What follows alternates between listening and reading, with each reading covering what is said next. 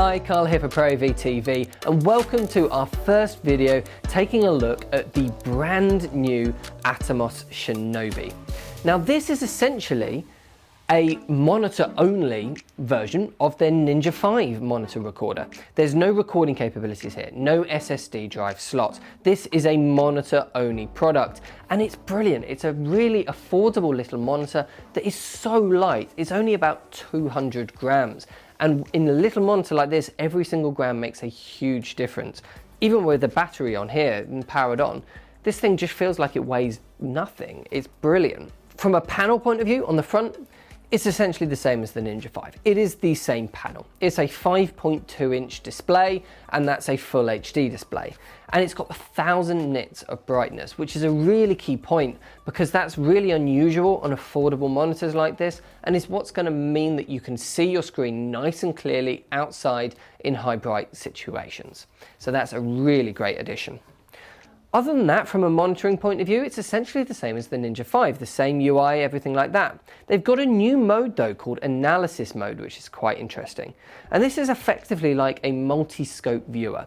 So with one quick little push of a button, you can quickly bring up your scopes. It shrinks your image down into the top left, so you can still see your full image, but you get a nice large display of your waveform, of your histogram, of your vector scope, and your audio meters. And it is so quick to toggle this on and off. So just really quickly and simply, you can see a nice, easy to look at display of exactly what scientifically is going on with your image. I can see myself using that an awful lot. So let's go through some of the main differences between the Shinobi and the Ninja 5. The Shinobi is made from a polycarbonate body, which is the secret behind it being just so much lighter than the Ninja 5. And that does mean that the Ninja 5 feels that little bit sturdier and more robust in your hands, but I certainly wouldn't have any concerns at all about the build quality of the Shinobi. It feels very strong and rugged and doesn't feel plasticky at all or anything like that.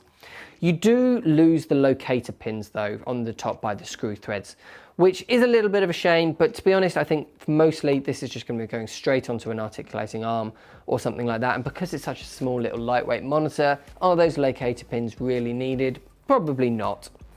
It will though mean that some of the accessories from the Ninja 5 don't now work on the Shinobi because a lot of the cages, things like that, needed those locator pins in order to fit on to the Ninja 5.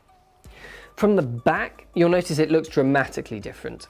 Because we've now lost the SSD slot, it means we can mount the battery centrally, which might seem like a tiny little detail barely worth mentioning, but I'm really pleased to see that. In fact, it's one of my favorite things about the Shinobi because it means that your weight distribution is now perfectly balanced. Before, with an SSD card slot, you had to put the batteries right over here on the side. And so Atomos units often felt that little bit one-sided and heavy on one side. Now, obviously there's not really any way around that as a monitor recorder because you need the space for that larger SSD drive. But now, without that, they can mount it centrally, and it means that you've got a much more balanced package overall. It's going to make a huge difference, and I think that's going to make more of a difference than the fact that the monitor overall is actually lighter. There's also a lot less fan noise. You can barely hear any noise at all. Even holding it right up to your ear, there's barely any fan noise, which is obviously great to see. Now there's no recording, but there is an SD card slot on the side, which is for lookup tables, not for recording. So you can't record onto that at all. It's not like they've just downgraded from an SSD recording onto SD recording. That SD card slot is just for your lookup tables. They've got room in here for 8 lookup tables, which you can save onto the monitor. So if you're buying lookup tables from online places, or if you're making them yourselves, or you're just using the manufacturer recommended ones for each camera and you want to use specific lookup tables rather than the ones that are already built into the Atomos monitors, you can find those and you can install them on the monitor yourself, which is just fantastic. It's great to see so much support for lookup tables on affordable monitors at the moment because it is really useful. And of course that SD card slot is also used for firmware upgrades. So who is the Shinobi really for? I guess the answer to that is really anyone that does any form of handheld work at all is going to really benefit from a small, balanced, lightweight, daylight viewable monitor, especially one with the UI, which is as complex and yet intuitive as this one. It's going to be great for anyone that does any sort of handheld work. But one area that really springs to mind straight away is gimbal. If you do a lot of gimbal work, a balanced monitor like this that's daylight viewable is going to be absolutely perfect for you. And there's also some cameras that pair really well with it. Blackmagic's Pocket 4K, for example, a hugely popular camera at the moment. The recording side of that camera is really, really fantastic. You don't really need the recording side of the Ninja 5. And yet having an articulating screen that has all the user interface and all the scopes and tools built into it and is daylight viewable and very high quality is going to be perfect with that camera and really make using that camera much, much easier.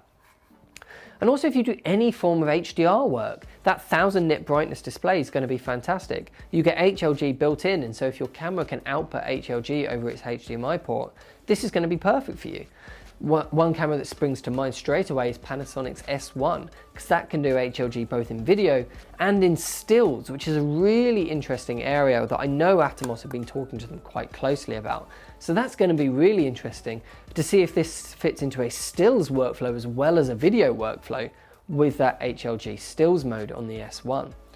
But we'll look at that in more detail later on. For now, let me know what you think of the Shinobi down in the comment section down below. And if you want to purchase one or pre-order one for yourself, just get in touch with our sales team via the email and the phone number down in the description, or of course, just head over to our website.